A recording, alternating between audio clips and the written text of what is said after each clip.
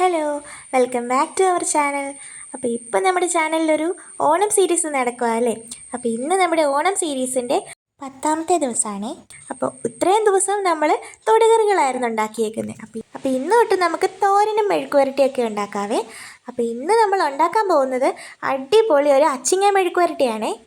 നമ്മുടെ ഓണം സീരീസിൻ്റെ ബാക്കി വീഡിയോസ് എല്ലാവരും കണ്ടായിരുന്നോ? കണ്ടിട്ടില്ലെങ്കിൽ വേഗം തന്നെ പോയി കണ്ടു നോക്കണേ. നല്ല അടിപൊളി ഓണം റെസിപ്പീസൊക്കെ ഞാൻ അപ്ലോഡ് ചെയ്തിട്ടുണ്ട്.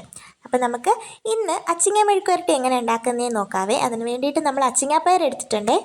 ഇവിടെ ഇതിന് അച്ചിങ്ങാപ്പയർ എന്നാണ് പറയുന്നത്. നിങ്ങളുടെ അവിടെ എന്താ പറയുന്നത് താഴെ കമൻറ്റ് ചെയ്യണേ. ഇനി നമുക്ക് മെഴുക്കുവരട്ടിക്ക് കുറച്ച് മാത്രം ചില്ലി ഫ്ലേക്സ് നമ്മൾ എടുത്ത് വെച്ചിട്ടുണ്ട്.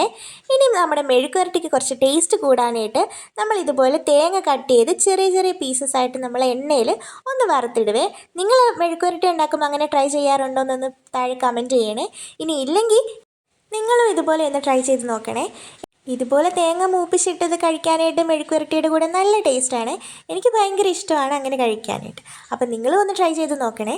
അപ്പം നമ്മളിതുപോലെ ചെറുതാക്കി എല്ലാം കട്ട് ചെയ്ത് വെച്ചിട്ടുണ്ട്. ഇനി നമുക്ക് എരിവിന് ആവശ്യത്തിന് പച്ചമുളക് ചേർത്ത് കൊടുക്കാവേ. ഒരുപാട് ആവശ്യമില്ല, കാരണം നമ്മൾ ചില്ലി ഫ്ലേക്സും ആഡ് ചെയ്യുന്നുണ്ട്. അപ്പം നമ്മളിവിടെ ഒരു 2 പച്ചമുളകാണ് എടുത്തേക്കുന്നത്. ഇനി നമുക്കതിലേക്ക് ചെറിയുള്ളി വേണം. ചെറിയുള്ളി ഇല്ല എങ്കിൽ സവോള ചേർക്കാവുന്നതാണ്. അപ്പോൾ നമ്മൾ ഇത്രയും സാധനങ്ങൾ വെച്ച് പെട്ടെന്ന് നമുക്കൊരു മെഴുക്കുവരട്ടി തയ്യാറാക്കി എടുക്കാവേ. അതിന് വേണ്ടിയിട്ട് മെഴുക്കുവരട്ടി ആയതുകൊണ്ട് തന്നെ നമ്മൾ അച്ചിങ്ങാപ്പയറെല്ലാം ഇതുപോലെ നീളത്തിലാണ് കട്ട് ചെയ്തെടുക്കുന്നത്. ഇനി നമ്മൾ പയർ തോരനാണ് വയ്ക്കുന്നതെങ്കിൽ ചെറിയതായിട്ട് വേണം കട്ട് ചെയ്തെടുക്കാൻ. അപ്പോൾ നമ്മുടെ ചാനലിൽ ഓണം സീരീസ് പോലെ തന്നെ വിഷു സീരീസും അപ്ലോഡ് ചെയ്തിട്ടുണ്ടായിരുന്നേ. അപ്പോൾ ഒരുപാട് സദ്യയുടെ റെസിപ്പീസ് ഞാൻ അതിലും അപ്ലോഡ് ചെയ്തിട്ടുണ്ട്. കണ്ടിട്ടില്ലാത്തവർ അതും കൂടി ഒന്ന് കണ്ടു നോക്കണേ. ഞാൻ അതിൻ്റെ പ്ലേലിസ്റ്റിൻ്റെ ലിങ്ക് നമ്മുടെ ഡിസ്ക്രിപ്ഷൻ ബോക്സിലും എൻഡ് സ്ക്രീനിലും കൊടുത്തേക്കാം. എല്ലാവരും അതും കൂടി ഒന്ന് കണ്ടു നോക്കണേ. ഇപ്പോൾ നമ്മൾ പയറൊക്കെ നീളത്തിൽ അരിഞ്ഞെടുത്തിട്ടുണ്ട്. ഇനി നമ്മളൊരു കടായി അടുപ്പത്ത് വെച്ച് അത് ചൂടായി വരുമ്പോൾ അതിലേക്ക് നമുക്ക് വെളിച്ചെണ്ണ ഒഴിച്ച് കൊടുക്കാവേ. വെളിച്ചെണ്ണ ഒന്ന് ചൂടായി വരുമ്പം ഇനി നമ്മൾ അതിലേക്ക് ആഡ് ചെയ്ത് കൊടുക്കുന്നത് നമ്മൾ തേങ്ങയുടെ പീസസാണ്. നമ്മൾ നേരത്തെ ചെറുതാക്കി കൊത്തി വെച്ചിരിക്കുന്നത് നമ്മുടെ തേങ്ങയുടെ പീസസ്. അത് ഒന്ന് മൂത്ത് വരുമ്പോഴത്തേനും, ഒരുപാട് മൂത്ത് പോകണ്ട, ചെറുതായിട്ടൊന്ന് വാടി വരുമ്പോഴത്തേക്ക് തന്നെ നമ്മൾ അതിലേക്ക് ആഡ് ചെയ്ത് കൊടുക്കുന്നത് നമ്മുടെ ചെറിയുള്ളിയാണ്. ചെറിയുള്ളി ഇല്ല എങ്കിൽ നമുക്ക് സവോളയാണെങ്കിലും യൂസ് ചെയ്യാം. പക്ഷേ കുറച്ചുകൂടി ടേസ്റ്റ് ചെറിയുള്ളി ചേർക്കുമ്പോഴായിരിക്കും. നമുക്ക് ചെറിയുള്ളി അരിഞ്ഞോ അല്ല അരിയാതെ ഇതുപോലെയോ ചേർക്കാമേ. നമ്മളിപ്പോൾ ഇവിടെ ചെറുതായിട്ട് നടുവേ ഒന്ന് മുറിച്ച് ചേർത്തിട്ടേ ഉള്ളേ. ഇനി നമ്മുടെ ഉള്ളിയൊക്കെ ഒന്ന് വേഗം ഒന്ന് വഴന്ന് വരാനായിട്ട് നമ്മൾ അതിലേക്ക് പാകത്തിന് ഉപ്പും കൂടി ചേർത്ത് കൊടുക്കുന്നുണ്ട്. ഉപ്പും കൂടി ചേർത്ത് നന്നായിട്ട് മിക്സ് ചെയ്ത് ഉള്ളിയൊക്കെ ഒന്ന് വാടി തുടങ്ങുമ്പോഴത്തേക്കും നമ്മൾ അതിലേക്ക് പച്ചമുളക് ആഡ് ചെയ്ത് കൊടുക്കുക. നമ്മളിപ്പോൾ ഇവിടെ 2 പച്ചമുളക് മാത്രമേ എടുത്തിട്ടുള്ളൂ. നിങ്ങൾക്ക് എരിവിനനുസരിച്ച് അതിൽ വ്യത്യാസം വരുത്താവുന്നതാണ്. കൂടെ തന്നെ നമ്മൾ അതിലേക്ക് ഒരു തണ്ട് കറിവേപ്പിലയും കൂടി ആഡ് ചെയ്ത് കൊടുക്കുന്നുണ്ട്. ഇനി എല്ലാം നന്നായിട്ടൊന്ന് വഴറ്റിയെടുക്കണം. അതെല്ലാം ഒന്ന് മൂത്ത് വരുമ്പോഴത്തേക്കും ഇനി നമ്മളതിലേക്ക് നേരത്തെ എടുത്ത് വെച്ചേക്കുന്ന നമ്മുടെ ചില്ലി ഫ്ലേക്സ് ആഡ് ചെയ്ത് കൊടുക്കാവേ. ഈ ചില്ലി ഫ്ലേക്സ് ഇടുമ്പോൾ ഒരു പ്രത്യേക ടേസ്റ്റാണ്. ചെയ്തിട്ടില്ലാത്തവർ ഇത് ഒന്ന് ട്രൈ ചെയ്ത് നോക്കണേ.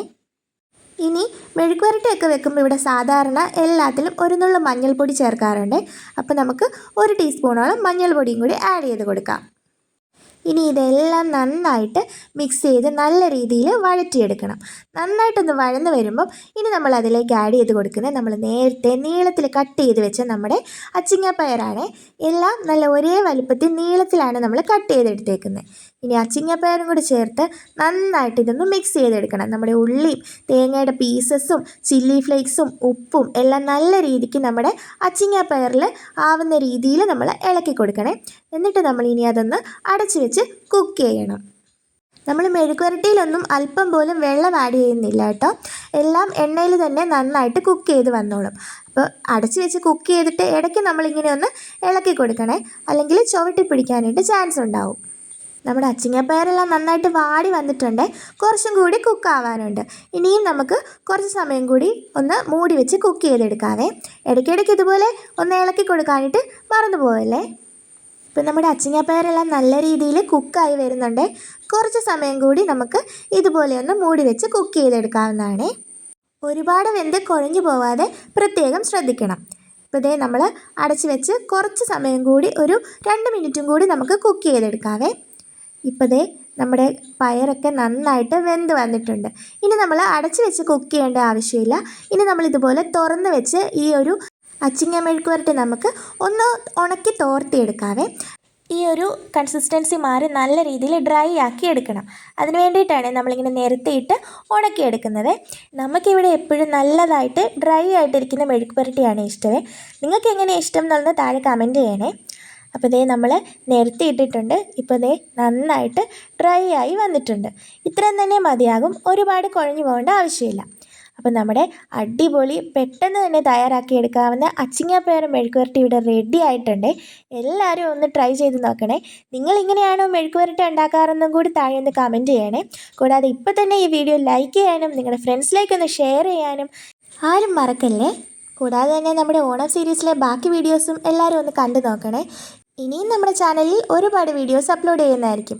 അപ്പോൾ എല്ലാവരും നമ്മുടെ ചാനൽ ഒന്ന് സബ്സ്ക്രൈബ് ചെയ്ത് കൂട്ടത്തിലുള്ള ബെല്ലൈക്കണിൽ ഓൾ ഓപ്ഷൻ സെലക്ട് ചെയ്താൽ നിങ്ങൾക്ക് അപ്പം തന്നെ നോട്ടിഫിക്കേഷൻ കിട്ടുന്നതായിരിക്കും.